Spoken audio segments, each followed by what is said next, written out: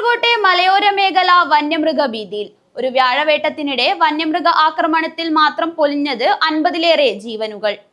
അതിർത്തി ഗ്രാമങ്ങളിലും വനത്തോടു ചേർന്ന പ്രദേശങ്ങളിലുമായിരുന്നു മുൻപ് വന്യജീവികളുടെ ആക്രമണമുണ്ടായിരുന്നതെങ്കിൽ ഇന്ന് അവയെല്ലാം കൂടുതൽ ജനവാസ കേന്ദ്രങ്ങളിലെത്തുന്നു. 3 മാസമായി ദിവസവും പുലിയെ കണ്ടുവെന്ന വിവരം കേട്ടാണ് ജില്ലയുടെ പല ഗ്രാമങ്ങളും ഉണരുന്നത്. കാട്ടാനയിറങ്ങി കാട്ടുപന്നികൾ കൂട്ടത്തോടെ എത്തി കാട്ടുപോത്തുകളെയും കണ്ടു മയിലുകൾ പോലും കൂട്ടത്തോടെ എത്തി കൃഷിയിടങ്ങൾ നശിപ്പിക്കുന്നതും പതിവാണ്. അർദ്ധരാത്രിയിലും പുലർച്ചെയുമൊക്കെ യാത്ര ചെയ്യുന്നവർ പുലിയെ റോഡിൽ കാണുന്നുവെന്നും പറയുന്നു. പുലിഭീതി ഓരോ ദിവസവും കൂടി വരുന്നു. കഴിഞ്ഞ ദിവസം ഒടയഞ്ചാലിൽ പുലി ആടിനെ കടിച്ചു കൊന്നിരുന്നു. കുണ്ടംകുഴിയിലേതടക്കം ബേഡകം ഗ്രാമത്തിൽ 2 കൂടുകളാണ് വനംവകുപ്പ് സ്ഥാപിച്ചത്.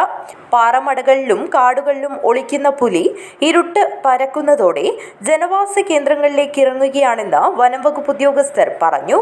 കാറടുക്ക, ദേലമ്പാടി, അടൂർ, കാനത്തൂർ, കൊട്ടംകുഴി, പാണൂർ, പാണ്ടി, ഇരിയണ്ണി, പനത്തടി, കള്ളാർ, കോടോംബേളൂർ ഗ്രാമപഞ്ചായത്തുകളിലെ വിവിധ പ്രദേശങ്ങളിലെല്ലാം കാട്ടാന ഇറങ്ങുന്നു.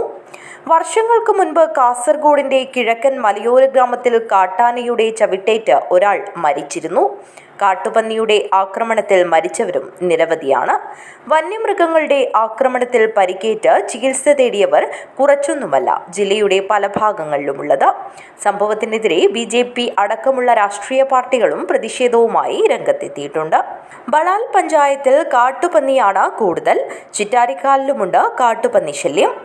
വെള്ളരിക്കുണ്ടിൽ കാട്ടാന ശല്യമാണ് ഏറെ. കാറടുക്കയിൽ ഒരേ സമയം 21 കാട്ടാനകൾ ജനവാസ കേന്ദ്രത്തിലെത്തിയിരുന്നു.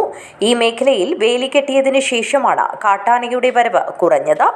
പാലാവയലിൽ സൗരോർജ്ജ വേലി കെട്ടാൻ തുടങ്ങിയതായി വനംവകുപ്പ് ഉദ്യോഗസ്ഥർ പറഞ്ഞു.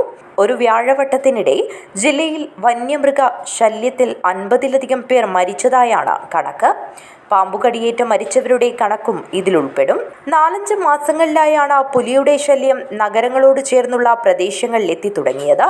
അമ്പലത്തറയിലും പെരിയയിലും പൊയ്നാച്ചിയിലുമെല്ലാം പുലിഭീതി നിറയുന്നു. News desk city.